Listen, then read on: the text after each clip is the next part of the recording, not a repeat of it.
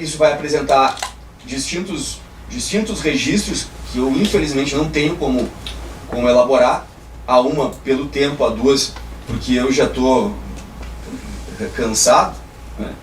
Mas se vocês querem identificar uma lógica de inimigo interno, né, o que a gente faz, por exemplo, no tráfico de drogas mais do que nunca? A pesquisa do Zacconi diz isso claramente, né? E nós o matamos.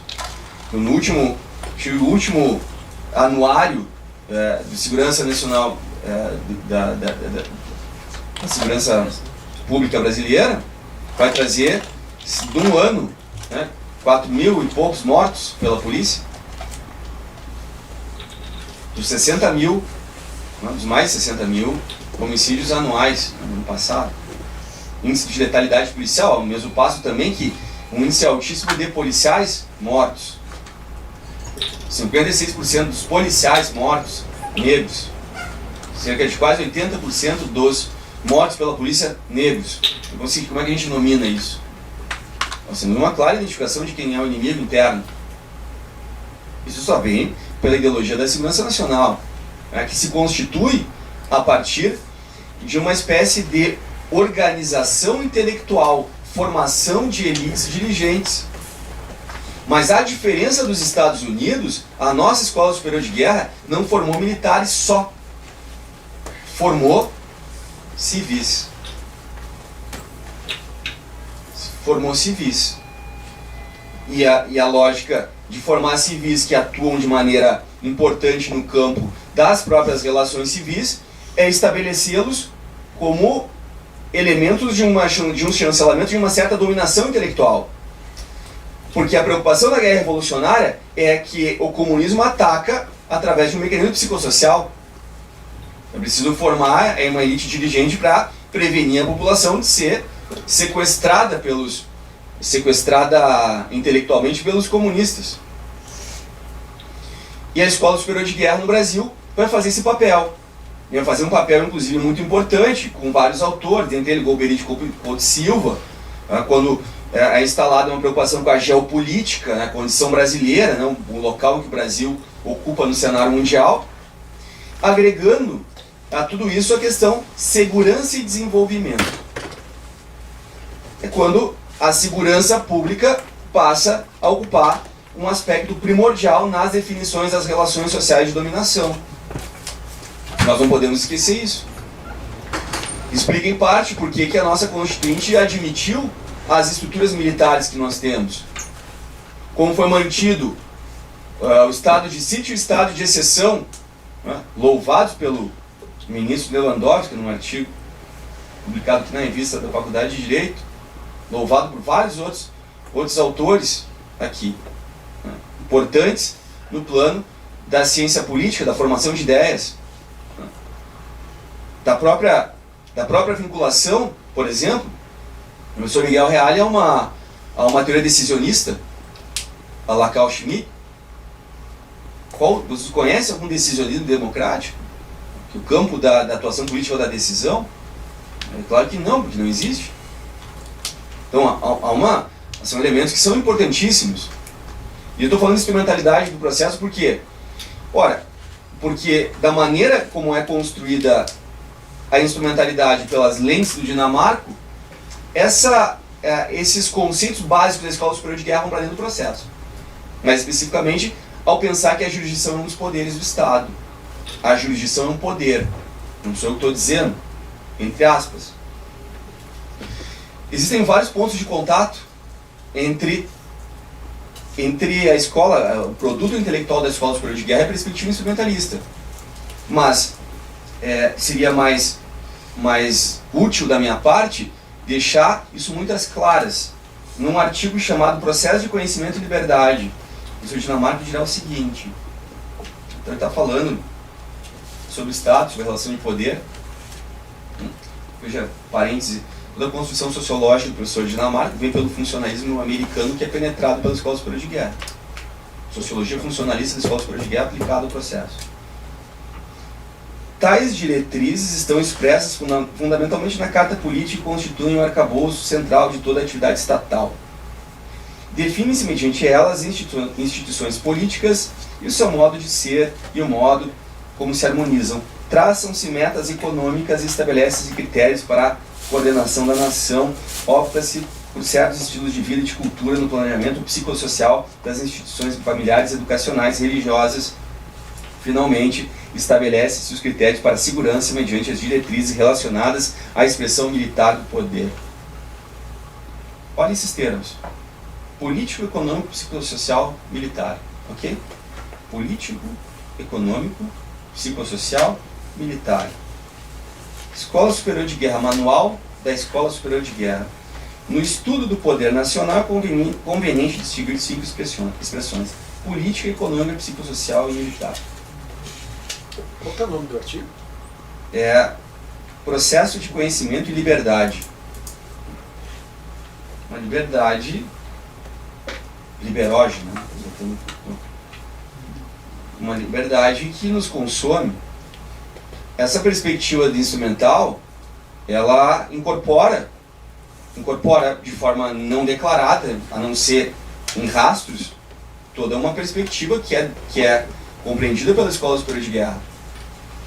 E perceba o drama que é, e o impacto que essa teoria tem no atual processo brasileiro, uma perspectiva instrumentalista que talvez ainda seja mais forte no Brasil, de compromisso com a ideologia da segurança nacional. Eu poderia fazer, não vou fazer, até porque eu quero estudar mais, mas essa perspectiva instrumentalista ela vai atravessar um corpus teórico, a produção da Escola Processual Paulista de São Paulo, da USP, dessa perspectiva instrumentalista. E eu não estou dizendo que todos compartilham dessas perspectivas da Escola Superior de Guerra. Eu estou dizendo que na obra fundamental elas aparecem, mas ao mesmo tempo nenhum dos autores contemporâneos afirma que não compartilha dessa perspectiva da Escola Superior de Guerra, ou seja, não a identificam como um problema, ou não a identificam mesmo, porque está invisibilizada. E veja como isso se transforma num problema a ser enfrentado. Não só enfrentado, mas substancialmente analisado, que isso seja ventilado, que isso seja posto a escrutínio público. Existem várias perspectivas, eu cito aqui o texto do Jorge Abu e do Oliveira, sobre a concepção autoritária que move a ideia instrumentalista. Eu faço por outro rastro, que é um rastro de recorte de análise de conteúdo a partir do que diz a Escola Superior de Guerra, do que dizem os autores da Escola Superior de Guerra e de como o professor Dinamarca compreende a jurisdição, para ao fim e ao cabo dizer que o ativismo judicial não é à toa, que o ativismo judicial vai ser a expressão de um juiz que é o agente de segurança pública.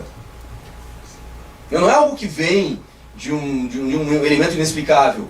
É o contributo paulatino do assentamento de uma certa... de um olhar do passado, de um olhar... voltou a expressão, mas de um olhar que aceita, de maneira tácita, o que foi dito sobre um processo penal, que não foi modificado, e por outro lado, que faz penetrar novos horizontes, que vem pela ideologia da segurança nacional. Então você imagina essa conjunção. É a conjunção das metamorfoses constitutivas de um saber processual penal brasileiro predominante. Isso não dá para esquecer. Que então, quando a gente reclama do STF, como é que eles poderiam ser de maneira diferente, sendo que quando a dominância intelectual fala isso? E então essa questão de visibilizar esses discursos. E eu volto a dizer, não se trata de perspectivas pessoais, se trata de perspectivas teóricas e que muitas vezes não são devidamente enfrentadas, seja porque não se dá conta, talvez, pelo ainda predomínio do tecnicismo brasileiro, de que as questões originárias da política não são interessantes, não devem ser enfrentadas. Talvez as questões criminológicas não digam respeito ao processo penal, que as questões sociológicas devem ser evitadas ou só sirvam para justificar. Veja, e poderia avançar aqui, mas eu não vou. O ativismo judicial é a consequência clara e manifesta. Juízes criando procedimentos que sejam mais adequados à nossa realidade. Essa é a herança que a gente tem. Como herança, temos que saber lidar com ela. Como herança, temos que saber que a herança né? Inclusive as dívidas não podem alcançar, né, uma força maior do que nós recebemos. Mas é o que aconteceu. A nossa herança de negatividade é maior hoje do que nós tínhamos anteriormente. E, portanto, eu já não estou... A questão fundamental é que, se se fala isso, se expõe a público isso, é porque eu acredito que vocês tenham condição, e nenhum professor aqui pensa que a história se esgota nele. Eu digo isso porque vocês têm que mudar o negócio. Esse é o otimismo do pessimista. Tem a gente que consiga refletir melhor e consiga verificar esses processos que redundam, a meu juízo, em algo que é inaceitável. Nós não podemos manter uma estrutura de processo e de legitimação processual dessa forma. Mas para se tratar de uma nova perspectiva, não basta dizer que existem outras melhores. Veja, não é o plano das naturezas jurídicas do processo que a gente vai resolver o negócio. E sim, e naquele em que nós vamos trabalhar e demonstrar como são constituídos esses discursos que fazem a manutenção de ordens pelas quais a democracia é algo que, quando muito, é tutelar ou tutelada. Essa perspectiva tem vários outros pontos de contato com perspectivas políticas que não são democráticas, ou seja, a democracia com participação, por exemplo, a democracia no processo é a participação. No penal ainda é contra a vontade do sujeito, né? Vai no processo. Participa. É o direito de participar. Como alguns autores vão dizer, prisão preventiva é a tutela contraditória, porque agora vai poder falar. Se ele não fosse localizado, ele não ia poder falar. O liberalismo brasileiro. A dificuldade foi mesmo, e aqui um relato de viagem, de como é difícil fazer uma pesquisa desse nível, no sentido de tentar enxergar onde não há uma história do processo brasileira, que não seja o relato das travessias legislativas. Fazer história desse pensamento não é ir atrás de como se consolidar os códigos. Não é isso. É atrás dos rastros discursivos que alimentam e estruturam uma forma de pensar o processo, e que não se esgotou. Né? Como eu disse, no pós-acusatório, onde a Constituição resolveu todos os nossos problemas. Mas não, nossos problemas estão mais graves do que nunca.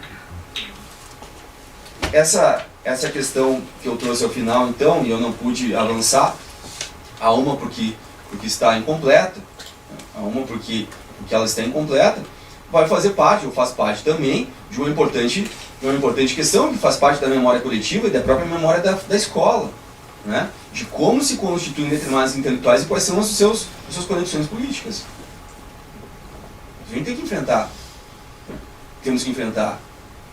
Não é possível fazer discurso laudatório ao professor Alvedo Buzá, ministro da Justiça no 73, que escreve um livro, um relatório relativamente à questão dos presos políticos no Brasil. Não temos presos políticos no Brasil. Não existe uma responsabilidade política nisso. É que isso não contamina de alguma forma o que foi produzido, se é que é possível, então, né, como diz o sujeito, não, o Iacobs só é ruim no direito penal do inimigo, mas o direito do delito é tranquilo. Será que é tranquilo lá no Iacobs uma culpabilidade pensada como fidelidade ao direito? Será que não tem nada de política ali? Ou ainda, né? Será que o nosso endeusamento do Wetzel, que é um cara que produziu muita coisa no período nazista, seja o que nós temos de melhor em termos de direito penal? Do processo de normatização, né, da culpabilidade, enfim. Porra, esse é o processo de vocês, da gente se livrar daquilo que é preciso se livrar. Eu não estou dizendo não conhecer e botar no porão. Eu estou dizendo aqui que a gente precisa conhecer quem são os autores, onde eles vêm, para onde nós vamos. E sou pena de estar aqui. É nada mais frustrante para mim voltar, se é que eu vou voltar um dia, depois disso, né? Pessoa não grata. Mas e eu vi a reprodução do mesmo. 20 anos se passaram, né? Estamos lá falando das mesmas coisas. Claro, das mesmas coisas por um significante linguístico diferente. Se ele não é capaz de identificar todos esses elementos, então nós estamos perdidos. E eu conto com vocês para poder fazer isso. Peço mil desculpas por não poder concluir esse espaço, mas realmente as forças físicas me impedem de avançar, porque daqui para adiante começa a ficar temerário, né? Começa, né, a escapar coisas que não devem, no sentido da sua qualidade, né? Não que tenha sido alguma coisa de qualidade, mas eu digo pelo menos naquilo que faz sentido, né? Eu agradeço imensamente. Não é fácil, né? Não é só aguentar o ritmo que vocês estão escutando, mas me aguentar. Eu já tinha ido embora, nem ia ficar me ouvindo pra cá. Não tenho alternativa a isso. Mas é um importante aspecto, uma importante forma. Eu acredito realmente que essa talvez uma das formas, ou a única maneira, de se produzir um conhecimento autêntico, desgarrado de todas os empecilhos, os obstáculos epistemológicos, para falar com Gaston Bachelard, em torno, né, de discussões preciosas para nós. Para nós que acreditamos que o Brasil não pode ser isso que a gente vê, que o Brasil não possa produzir uma intelectualidade que em muitos aspectos é muito mais avançada e progressista do que a europeia, se escondida atrás de vetustas expressões que significam reprodução de discurso de ordem.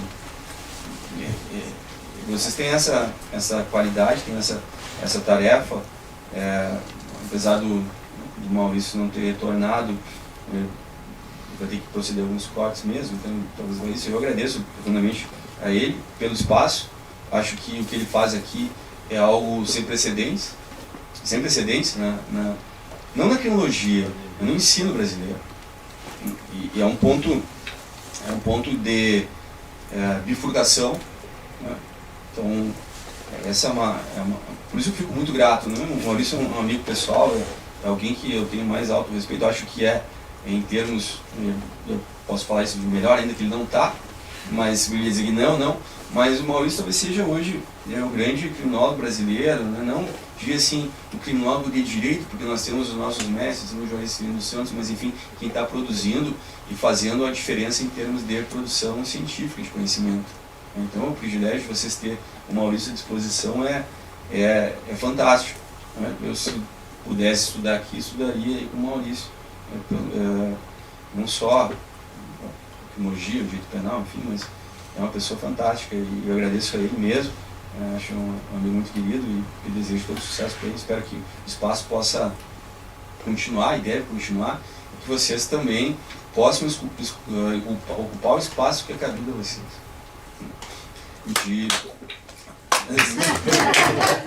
Quebrar a tradição. Tá? Então, faltou só o suspiro final. Né? Obrigado.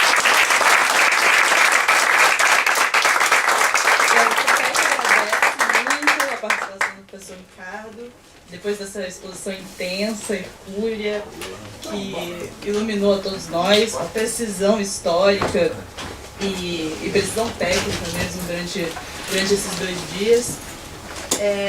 E a gente consciente da necessidade de continuar estudar para conhecer quem são os autores, de onde eles vieram, exatamente para saber para onde nós vamos. Continuamos aqui na luta. Espero que o professor volte muitas vezes ainda para continuar a resistência aqui na faculdade que fez tantos estragos históricos, como ele mesmo demonstrou. Não fui eu que disse isso. Não, mas é importante. E quebrar mesmo com essa tradição pseudo-liberal que já flexibilizou, instrumentalizou todos os nossos direitos e verteu tanto sangue em nome dessa segurança pública que não assegura ninguém e ameaça todos nós. Então é isso. A gente agradece muito. Eu que agradeço o espaço. E a paciência mesmo, né? Mais do que tudo, a paciência. Né? Agora vocês já podem me odiar, né? Não, não, não, não, não, não, não, não, não, não, não,